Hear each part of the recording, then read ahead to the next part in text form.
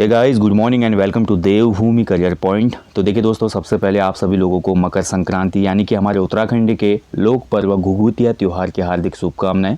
वैसे आज तो बहुत बड़े एक पर्व का दिन है, बट अभ्यर्थियों की पीड़ा के सामने इस पर्व का रंग पूरा फीका पड़ चुका है। हमने पूरा 2022 का वर्ष कुर्बान किया अपना और सोचा था कि 2023 में एक नई शुरुआत होगी, पर 2023 का वर्ष भी हमारे लिए वही सब कुछ रिपीट करके लाया जो 2022 में हम भोग चुके थे। जिस पीड़ा ने हमें तोड़ के रखा था 2022 में, वही पीड़ा फिर से सभी अभ्यर्थियों के अंदर समाहित हुई है पटवारी पेपर के बाद, पटवारी स्कैंडल के बाद। और देखिए दोस्तों, ये बहुत मुश्किल समय है। मैं इतना ही बोलूँगा यार, इस मुश्किल समय में खुद को संभालना बहुत ज़रूरी होता है। अन्यथा कई बार ना हम इतने टूट जाते हैं कि चीज़ें हमारे हाथ से बाहर हो जाती है, फिर सब आउट ऑफ कंट्रोल हो जाता है। तो सबसे पहले यार, मेरा तो इतना ही मोटिवेशन है। कुछ चैनल अभी भी आपको वीडियोस दे रहे होंगे, कुछ अभ्यर्थी अभी भी पढ़ने में लग गए होंगे, बहुत बढ़िया है।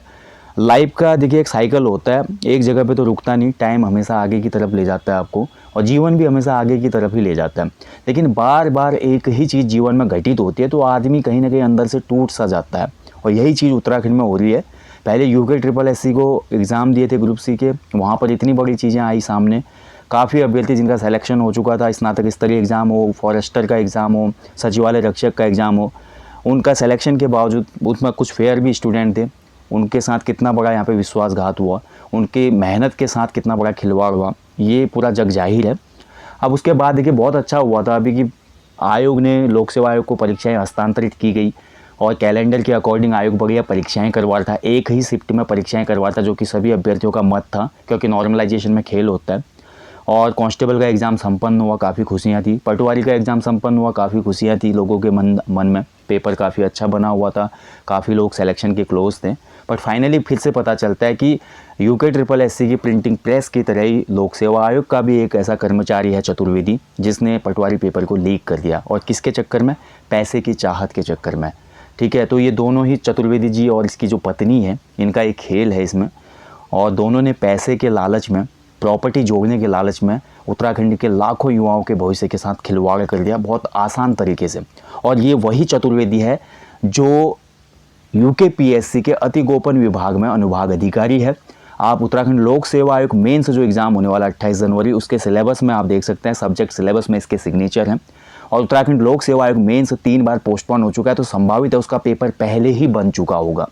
तो उसकी सूचिता पर कहीं ना कहीं प्रश्न चिन्ह खड़ा हो जाता है कि कैसे इसको मेंटेन करेंगे, क्या गारंटी है कि वो पेपर आउट ना हुआ हो, और क्या गारंटी है उत्तराखंड पुलिस कांस्टेबल और उससे पूर्व जो भी एग्ज़ाम हुए, जैसे अभी FRO का मेंस हुआ था, उससे पूर्व आपके कुछ और परीक्षाएं हुई थी। आप महाधिवक्ता कार्यालय का समीक्षा अधिकारी और सहायक समीक्षा अधिकारी का रिजल्ट देखिए, कट ऑफ देखिए मेंस की, उसको देख के तो लग रहा है कि लोअर PCS का जब रिजल्ट आएगा तो बहुत से बच्चे फिर से यहाँ पर डिमोटिवेट होने वाले हैं। ये वास्तविकता है।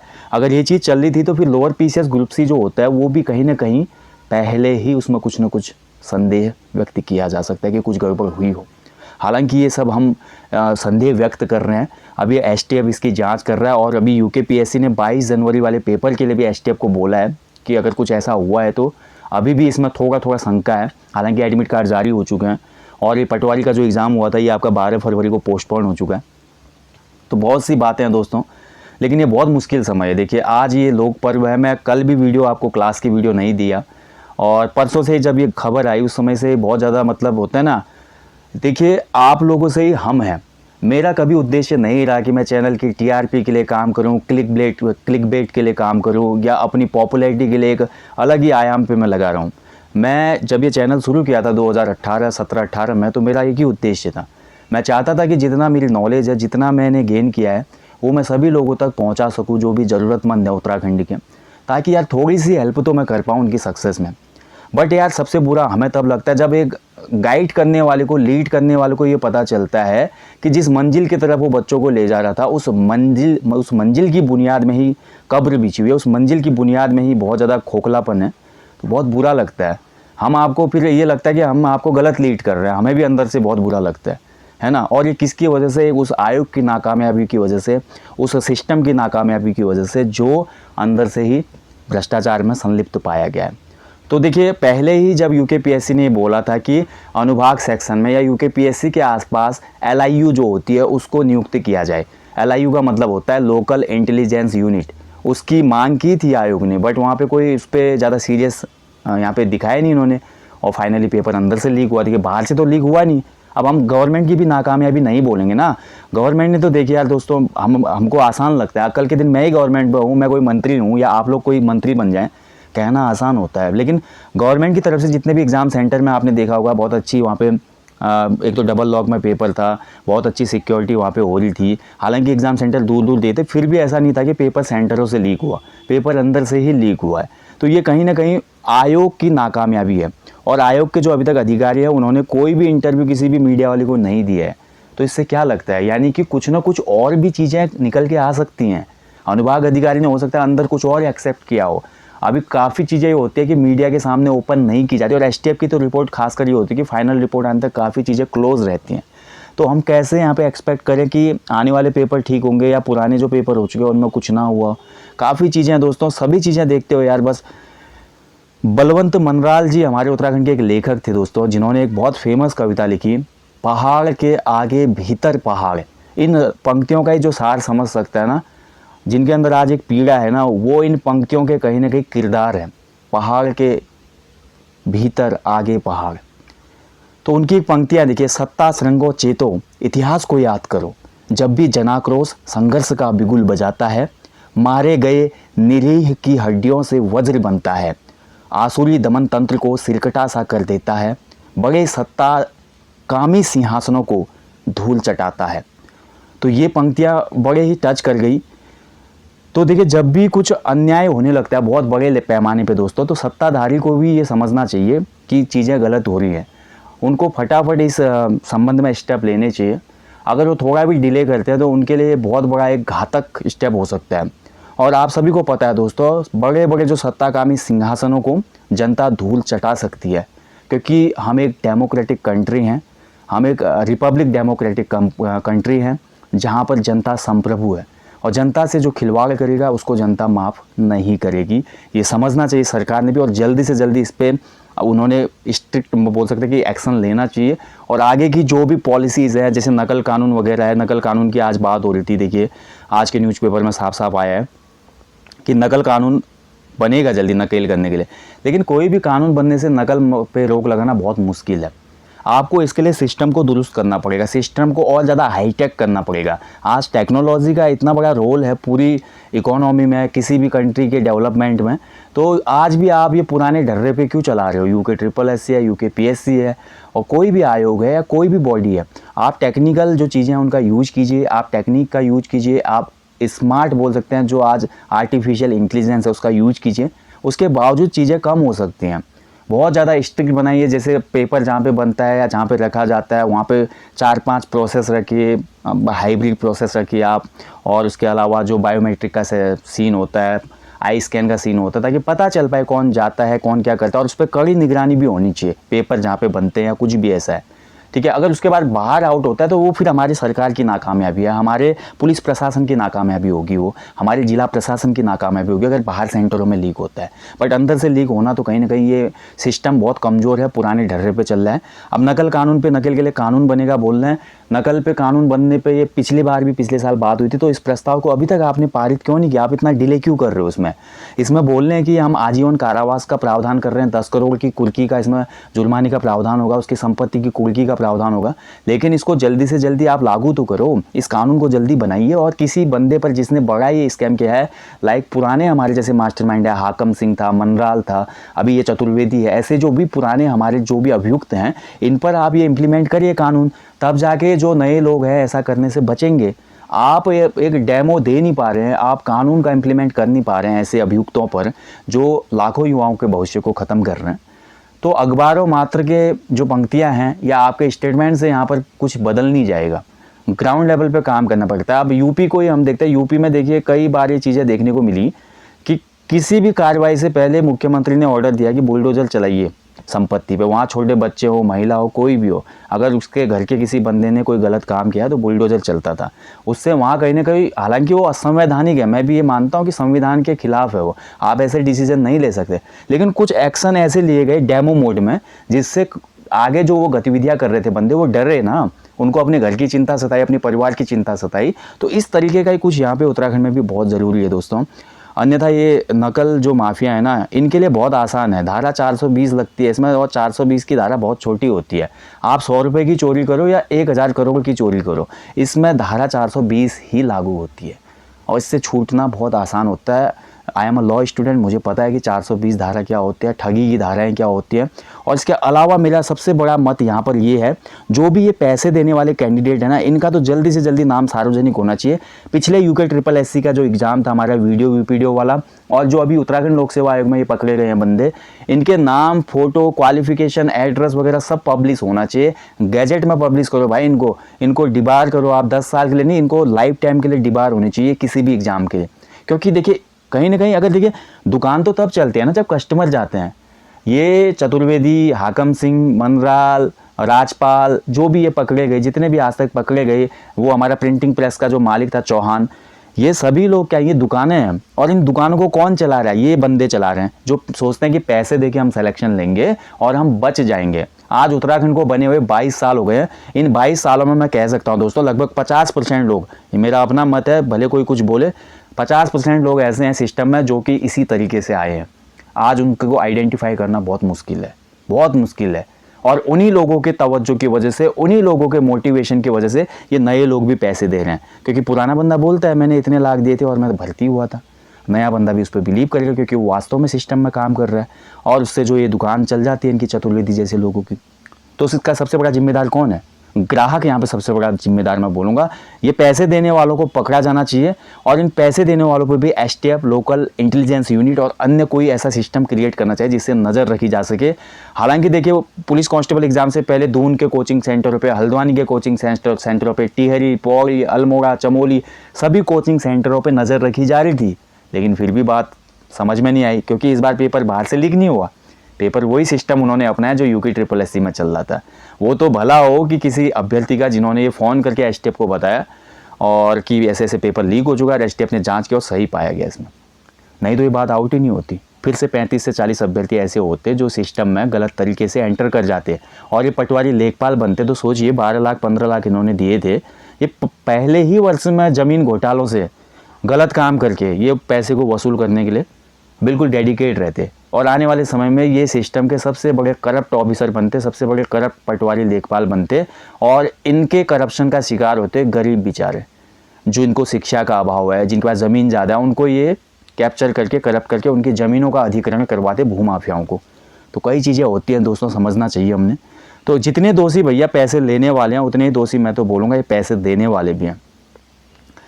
बाकी यार मैं इतना ही बोलूँगा, देखिए कल भी लाइव सेशन नहीं कर पाया रात में, काफ़ी ज़्यादा मतलब होता है। मैं बोल रहा हूँ, जब एक लीडर को लगता है कि जिनके लिए वो काम कर रहा है और वो काम रिजल्ट नहीं दे पा रहा, तो उसके लिए भी बहुत बुरा दिन होता है। आप ये ना सोचे कि आपका बुरा दिन था, 80 नंबर लाने वालों का बुरा दिन था, जो कट ऑफ के आसपास आ रहे थे उनका बुरा दिन था ये पेपर लीक होना। ये हमारे लिए भी बहुत बुरा दिन था। हमने भी बहुत मेहनत की थी, पिछले 2-3 महीने हमने भी लगातार क्लासेस दी, आपको फुल लेंथ टेस्ट सीरीज दिए, लगातार मेहनत कर रहे थे कि कुछ तो आउटपुट मिलेगा, मोटिवेशन लगातार था, और फाइनली ऐसा हो जाता है फिर से, तो बड़ा बुरा लगता है। बाकी यार एक तो यहाँ पे देखिए, आप री एग्ज़ाम इसमें होने वाला है, तो री एग्ज़ाम के लिए एक बात बोली गई है कि दोबारा परीक्षा देने वाले अभ्यर्थी को रोडवेज में मुफ्त यात्रा की सुविधा होगी।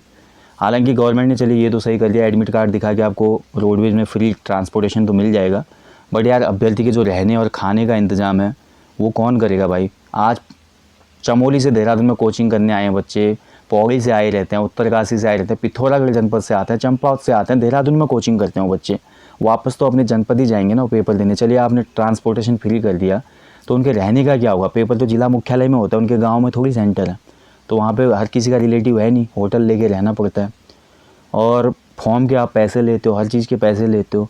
और यहाँ पर एक अभ्यर्थी एक दिन के लिए भी जाएगा तो कम से कम 2-2.5 हज़ार रुपये का खर्चा है उसका। ये बहुत आसान लगता है सत्ताधारियों को, जिनको इतनी सुविधाएं मिल रही है, VIP, उनको सिक्योरिटी मिल रही है, सुविधाएं हैं, बंगले हैं, गाड़ियां हैं लंबी लंबी, उनको क्या पता चलेगा कि 2-2.5 हज़ार रुपये की अहमियत क्या है। उनके लिए तो एक ये नंबर है, हम भी एक नंबर है उनके लिए। बट अगर ऐसा ही रहा तो आने वाले समय में गवर्नमेंट को इसका खामियाजा भुगतना पड़ेगा। और दोस्तों मैं आप लोगों से निवेदन करता हूँ, आज भी आपके आसपास आपको कोई ऐसा बंदा दिखता है जो पैसे लेने देने की बात करता है, तो तत्काल STF ने एक अपना नंबर दिया हुआ है, उस STF के नंबर पर आप लोग ज़रूर संपर्क करें।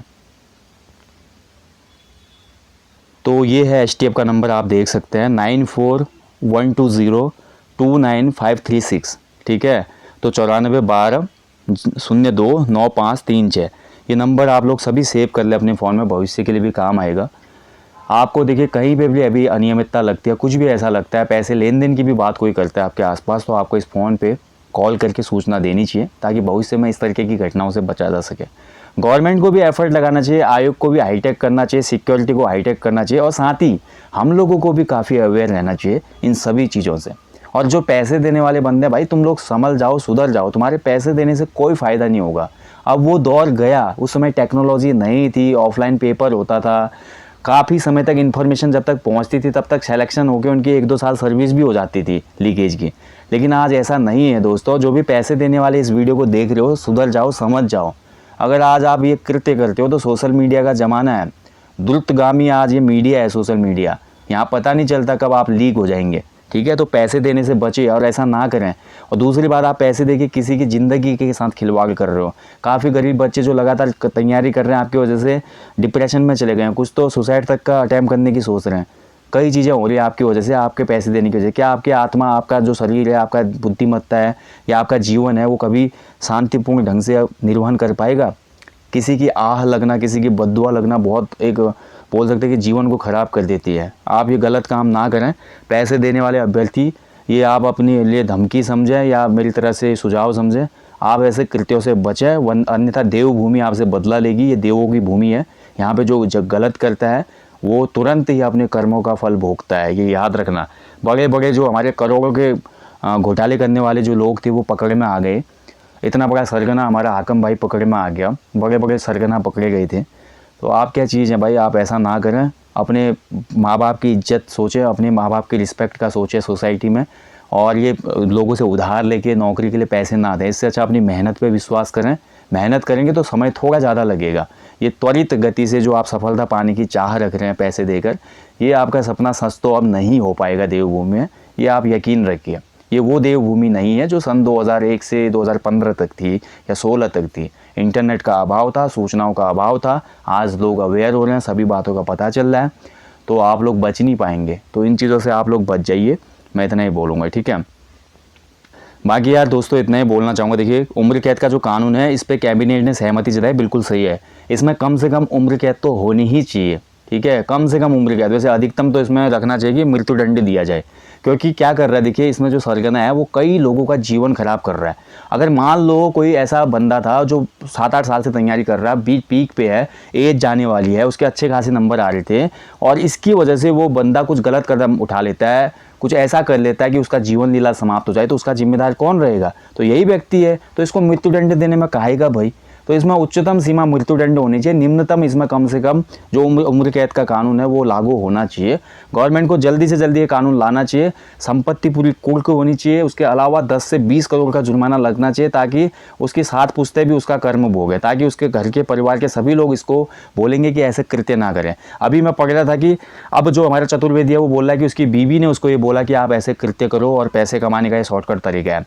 चतुर्वेदी बोलता है कि बीबी ने करो बोला, और उसकी बीवी बोलती है कि चतुर्वेदी ने आइडिया दिया था। आज देखो दोनों ही पति पत्नी एक दूसरे पे एलिगेशन थोप रहे हैं, और पैसा कमाने का उद्देश्य दोनों का था। जबकि उनका मकसद था कि ज़्यादा से ज़्यादा प्रॉपर्टी जोड़ें, ज़्यादा से ज़्यादा घर जोड़ें। अरे भैया, तुम जो भी ऑफिसर ऐसा करते हो, अगर आप भी ये वीडियो देख रहे हो तो आप क्या करोगे इतने पैसों का?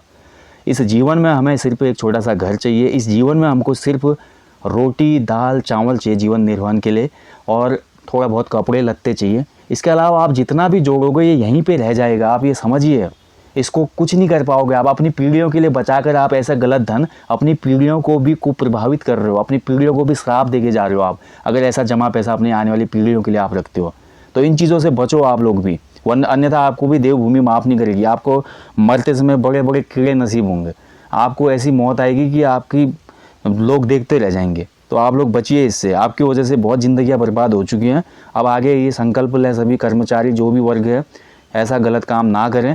और सभी अभ्यर्थी भी ये संकल्प लें, अपने आसपास कुछ इस तरीके की घटनाएं होती हैं तो उनको तुरंत ही पुलिस तक पहुंचाया जा सके। और सरकार को भी इसमें बहुत जल्दी कदम उठाना चाहिए, अन्यथा देखिए बहुत बुरा होगा सरकार के साथ भी। चुनाव आने में समय नहीं लगता, समय ऐसे ही बीत रहा है जैसे हमारे वर्षों को ये लोग खींच रहे हैं। तो इनके जो 5 साल का पूरा टाइम पीरियड है उसको जनता 1 सेकंड में धराशायी कर देगी। बस 1 सेकंड लगता है पोलिंग बूथ में ईवीएम का बटन दबाने में। तो ये सरकार को भी समझना चाहिए। ये मेरा निवेदन है उत्तराखंड सरकार से, और मेरा निवेदन है उत्तराखंड के सभी बच्चों से। दोस्तों, कठिन समय ज़रूर है, लेकिन इस समय को भी आप लोग अगर सहन करेंगे तो कुछ अच्छा ही होगा, अन्यथा हमारे हाथ में तो कुछ है नहीं ना। अब ऐसा तो नहीं है ना सब चीज़ अभी हम लोग पलट सकते हैं इस चीज़ को, कि ऐसा नहीं है। गवर्नमेंट जॉब है, गवर्नमेंट की अपॉर्चुनिटीज़ होती हैं, और इसमें पेपर लीक हो रहा है, अंदर से लीक हो गया इस बार तो इसमें अभी स्ट्रिक्ट एक्शन लेना चाहिए, और आगे की जो चीज़ें होने वाली हैं उसके लिए आप लोग तैयार रहिए। बाकी थोड़ा ये अपर पीसेस मेंस वगैरह का भी इश्यू जो चल रहा था, इस पे भी कहीं ना कहीं सोचना चाहिए आयोग को, और आयोग के अधिकारियों को मीडिया के सामने आना चाहिए। बस वो मीडिया के सामने आने से बच रहे हैं। बाकी यार दोस्तों, आपका इस वीडियो के बारे में, आपका इस जो भी मेरी बातें थी इसके बारे में आपका कोई भी फीडबैक होगा, कमेंट बॉक्स में अपना फीडबैक ज़रूर देना। आपके फीडबैक से भी मुझे बहुत चीज़ें पता चलती हैं, और नेक्स्ट वीडियो में हम भी उसमें फिर आप लोगों तक पहुंच पाते हैं, हम एक दूसरे को कनेक्ट कर पाते हैं। तो प्लीज़ अपने फीडबैक ज़रूर देना। बाकी अपना ध्यान रखिएगा दोस्तों, बिल्कुल भी डिमोटिवेट मत होना यार। कठिन समय ज़रूर है, मैं मान सकता हूँ कि ऐसे में अपने को संभालना मुश्किल होता है, बुरा तो लगता है, लेकिन देखिए तैयारी करते करते हम पकते भी हैं। भट्टी में जैसे कोई चीज़ पकती है ना, वैसे हम भी पक रहे हैं। तैयारी हमको बहुत कुछ सिखाती है, तैयारी हमको दृढ़ता सिखाती है, धैर्य सिखाती है।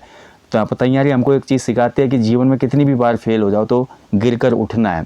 तो हमेशा ये वाली भाव से आप चलें, और इसी भाव को अभी अडिग रखें इस कठिन समय में, तो आप लोग इस समय को भी सर्वाइव कर पाओगे। मैं जानता हूँ आप लोग बहुत मजबूत हैं।